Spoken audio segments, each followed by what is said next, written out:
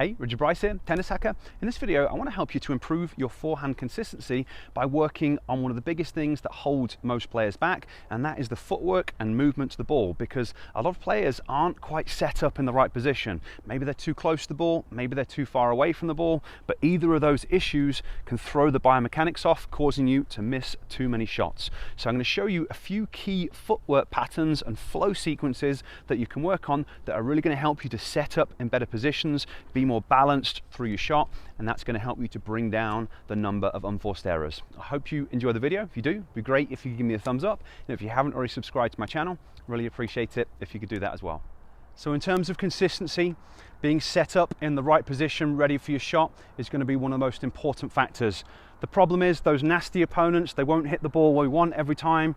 They like to try and make it awkward for us, and because of that, every single shot we deal with is different. So the way that you move to the ball is going to be different each time, and that means there's no perfect way to do it.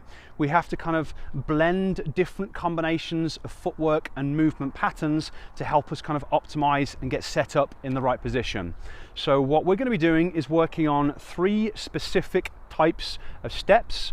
I'm going to show you what they are. We're going to practice them individually, then we're going to practice them in combinations. It's going to feel really weird and awkward at first because if you haven't done this type of movement before, you know, tennis movements aren't very natural. So it will feel weird, but the aim is to practice them, do repetitions, go from the cognitive stage of learning where you're thinking about it the whole time and it feels awkward, to automate it and turn it into a habit, and then you'll just be able to do it on court more efficiently, and you'll be in much better positions, and it's going to make a huge difference. Now, in terms of our end point, we're going to be thinking about being in balance. We're going to be loading off the right leg as a right-handed player, the left leg as a left-handed player. So it doesn't matter what shot you're hitting, you're always going to be driving through the back or outside hip. So our aim is to kind of get set up in this position, and then if I'm hitting an open stance, I can do different variations of the open stance. If I'm hitting a neutral stance, I can do different variations of the neutral stance by arriving in the right position, driving through this leg like so. So that's going to be the end point. In terms of steps, we've got 3. First one is going to be a crossover step. So for the crossover step, that is going to look like this. We do crossover steps generally to cover as much ground as we can, as quickly as we can. It's generally going to be the first step that you do after the split step. So hopefully you're doing a split step, landing with a nice, wide, stable base, lower center of gravity, and you're landing just after your opponent makes contact. And then from there, you're going to do a drop step where the knee's going forwards, the foot is coming back, ball of the foot is dropping underneath the hip, because that sets us up into position to then do this cross step. So that is our first step that we need to use. And sometimes that's all you need to use.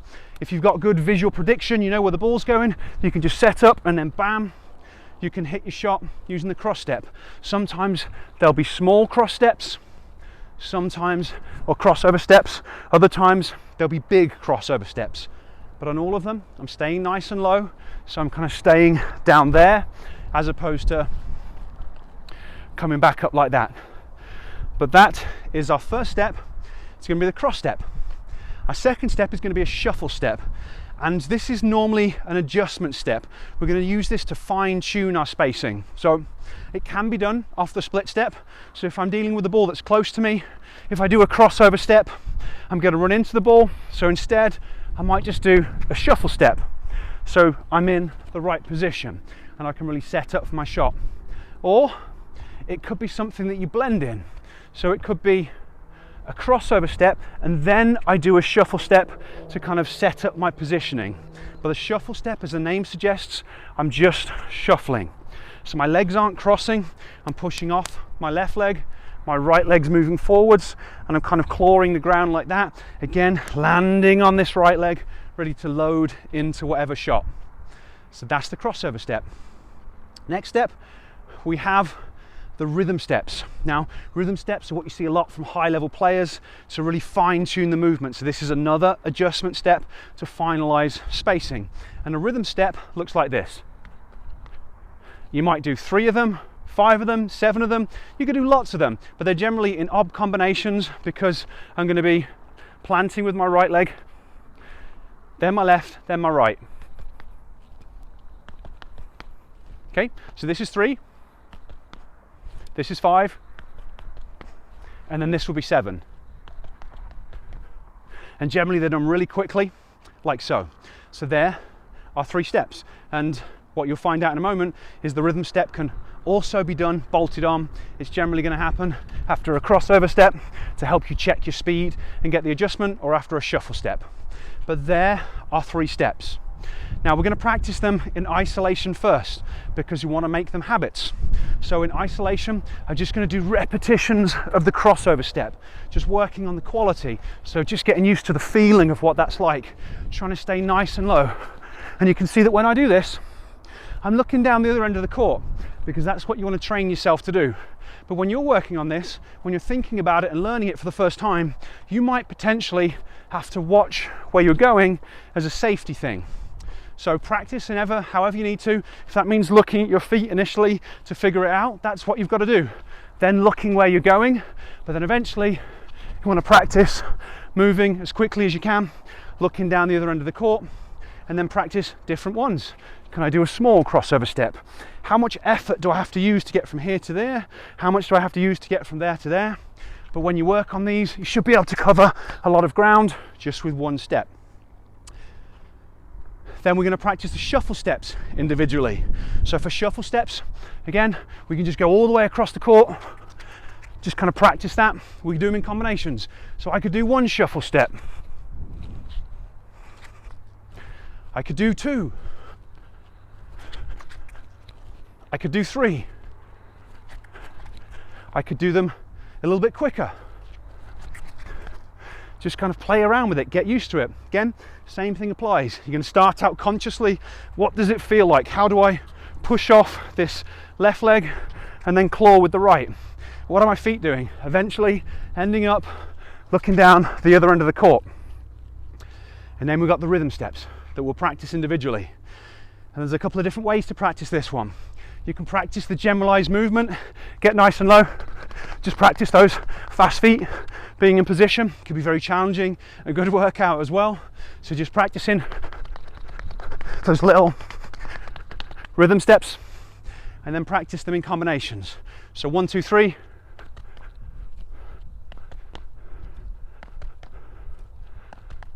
Oh, and then your 5s.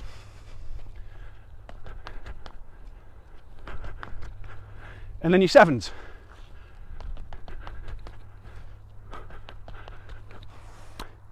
And this might seem like overkill. You might think, when am I ever going to use these? And that's okay. We're trying to develop habits.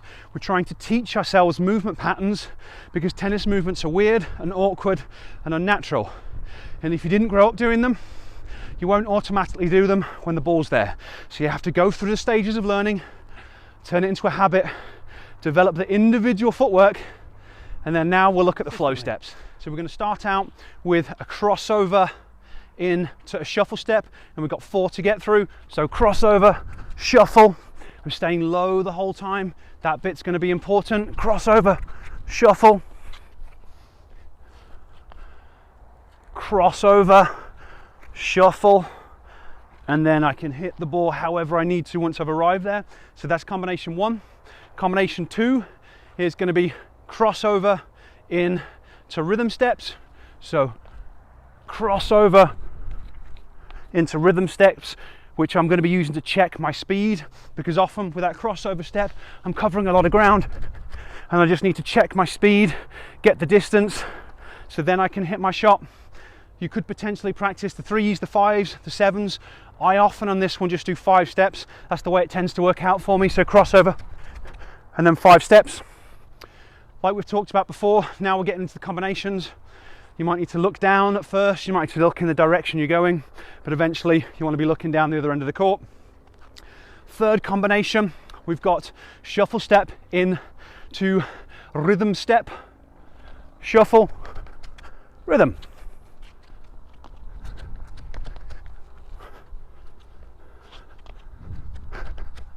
Like so.